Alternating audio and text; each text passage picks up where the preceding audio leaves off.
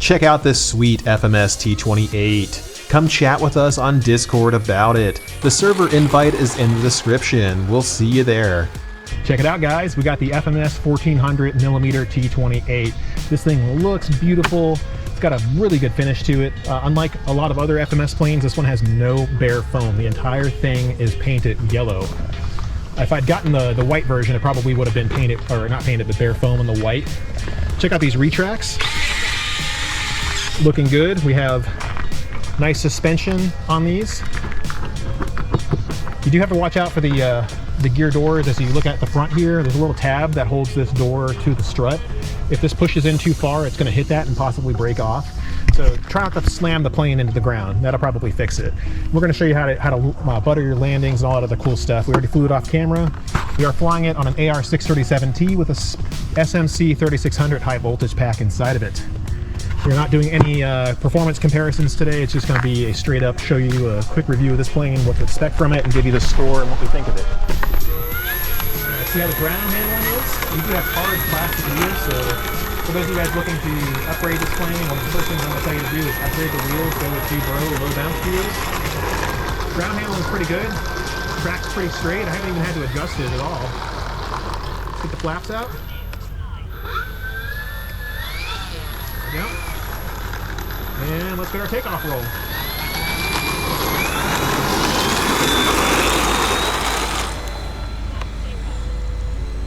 We are flying on a windy day.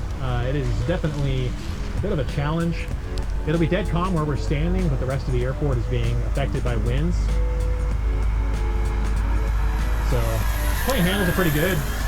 Out of the two that I brought today, which was the T-47 1500mm and the T-28, the T-28 is handling it a little bit better, at least for landing, because it's a tricycle gear. I don't have to worry about that shopping cart going backward effect of flying a tail dragger. So let's go over the overview of this plane while we're flying it around and buzzing and having some fun. This has no gapless hinges. They're all foam hinges. I did have some damage just from trying to get the plane set up on the left aileron. I hit it with a couple of dabs of, what do you call it? What is that stuff? Foam tack on the hinge line with a toothpick. We get it in there surgically and then repaired it last night. It's flying just fine. We flew it off camera to get the B-roll stuff for today. Let's try some knife edge performance. Not much of a knife edger. It kind of, unless you go really fast, I think. It is much more agile than I thought it would be. I am disappointed in that foam hinge quality. I would say that I think we need to get out of this era of foam hinges for these size models and move up to things that are like carbon fiber hinged as gapless hinges. I think that'll be much more interesting for people, much more durable too. You can rehinge it yourself, I suppose. I'm gonna come in for a touch and go.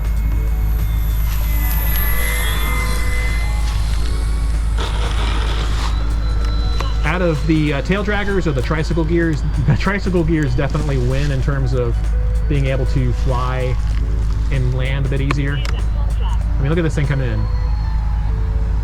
Very slow with the wheels out.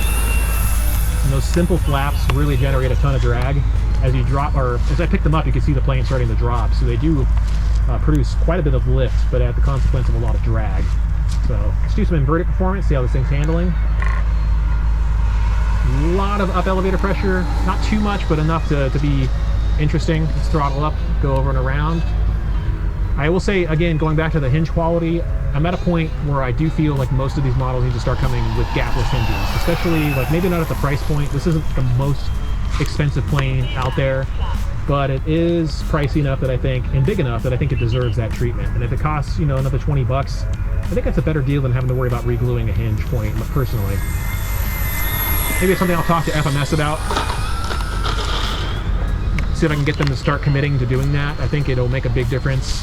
This has been through 4 versions so far. This is the 4th version of it. I think a B5 would be a perfect candidate for having a gapless hinge system. Let's go ahead and get a high-speed pass in here. So we're gonna go ahead and dive to the left, come in right nice and low.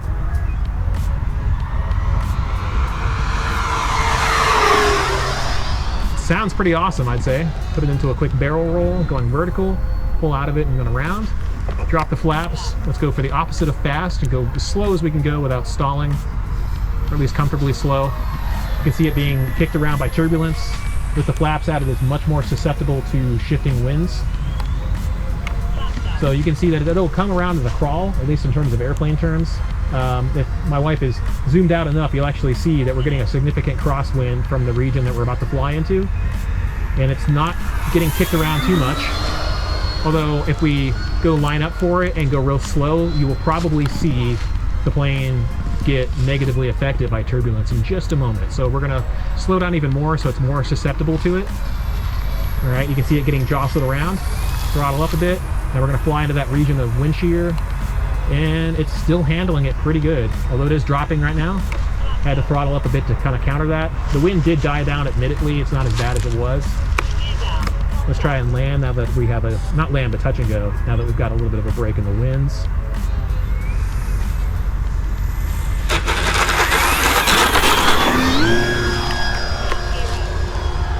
A little bit of rudder significantly improves the turn ability of this plane. Like if you go up and you throw full left rudder and full left aileron, you get much more improved rolling. It actually doubles the roll rate after a bit, which is pretty cool.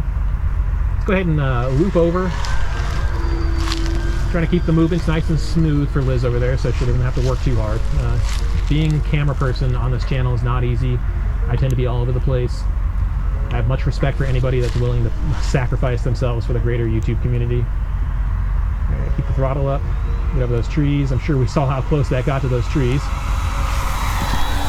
I don't want to get too low. Again, I've learned my mistake from the F-16 80mm. On days with a little bit of wind, it's best not to tempt fate. Drop the flaps a little bit, slow her down a bit more. If you like slow scale flying, the Trojan here is a good choice for that, as long as you keep your turns coordinated. Look at it go. Very slow. You can see the plane was kind of pointing and crabbing at us as we flew over there. It was going through that area of wind I was talking about, and as we got right in front of us, the wind went away. So it's a real challenge to fly here, and it shows that these planes can handle more than, you know, maybe you'd see at other places where the winds aren't as shifty and variable or subject to mechanical turbulence that you might get from buildings, for example. To the right of the plane right now is a bunch of hangars and whatnot and tall trees. Let's go for another high speed. Let me go up and we're going to just stick smash top left. It is a trainer, that is for sure. And it looks like one too. I mean, this is a Navy trainer. Beautiful livery. I kind of wasn't sure if I liked the flying banana, but now that I've kind of flown it for a bit, it's nice how it pops against the sky. It's so easy to see. So if you guys are flying a plane and you have issues with a lot of manufacturers like to use blue planes, maybe yellow ain't the prettiest color in the world, but I tell you right now, it's a lot easier to see against the blue sky. Come on, baby, lighten up. Had to flare it at the end with a little bit of throttle. So we're under load, we're at 14.5 volts, that's not too bad. Show you the roll performance again at 150% rates. That's usually what we review things on. We can go lower though, let's go to 100. Much more docile. I haven't changed any of the control arm positions at all, so this is what you're going to expect for roll, generally speaking. If we go to low rates, all overall, let's see how that looks. Oh wow, that's sluggish. Much reduced control authority.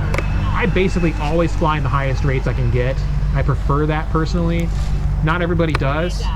There's always going to be, unique flying styles everybody's got. So it just comes down to personal preference. I just like maximum throws. There is a little bit of physics involved too. The slower a plane goes, the more control surface deflection you need to produce the same effect on disturbing the aircraft's inertia.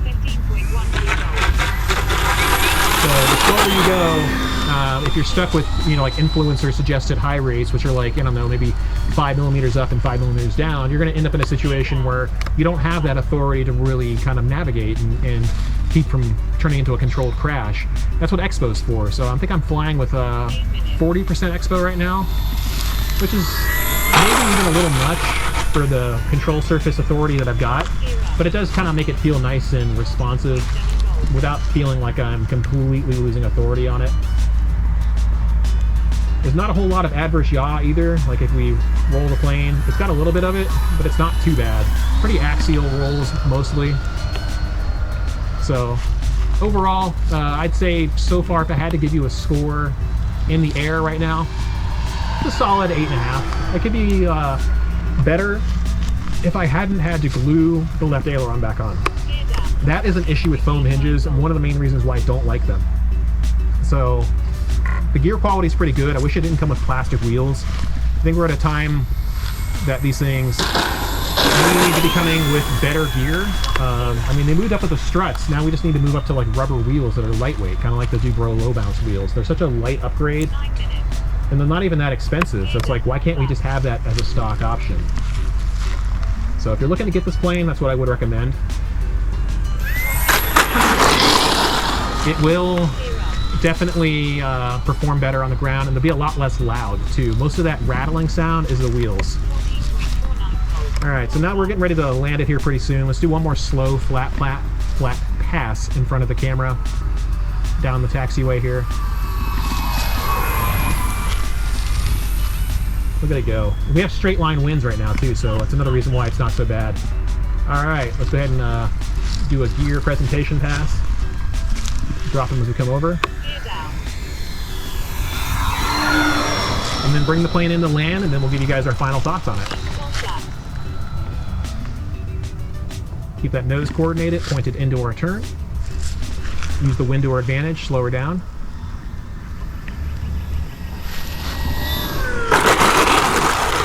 And hold a little bit of gentle back elevator pressure. You get a tail dragger-like effect if you push the nose down with a tricycle gear. It puts too much force on the nose wheel, and the plane starts swirling all over the place. Overall, I love the prop disc. This thing looks awesome in the sky. It handles great. It even handles the wind a little bit better than the P-47, which is a bigger plane. That's kind of strange because usually bigger flies better, but in this case, I think the trainer style of this particular model kind of helps keep it level. I mean, look at the dihedral on this thing. And for those of you guys who don't know, dihedral is the angle of the wings pointed upward, making a V shape. The stronger the V shape, the more stable the plane is going to be. So that's a big part of it. It's a very strong dihedral to this plane. It's another reason why it doesn't want to fly upside down as much, because when it does that, it turns into an anhedral. It becomes less stable in the sky. I'm sure somebody will probably tell me how wrong I am, but I'm pretty sure I'm right about that. Open to corrections though. That being said, the gear doors look fantastic. The wheels are a little plasticky. I still don't like that. Although these are admittedly squishier than most that I've used.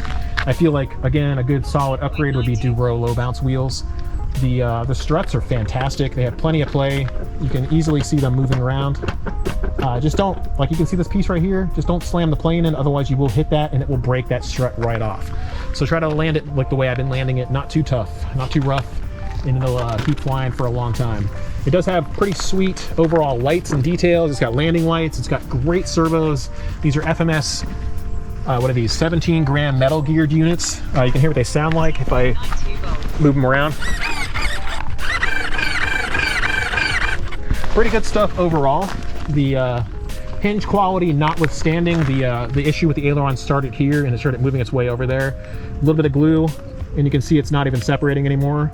It's slightly, but you know, the glue is holding. I can always reinforce it a little bit more, or I could just cut that out and add the hinge myself with pinned hinges.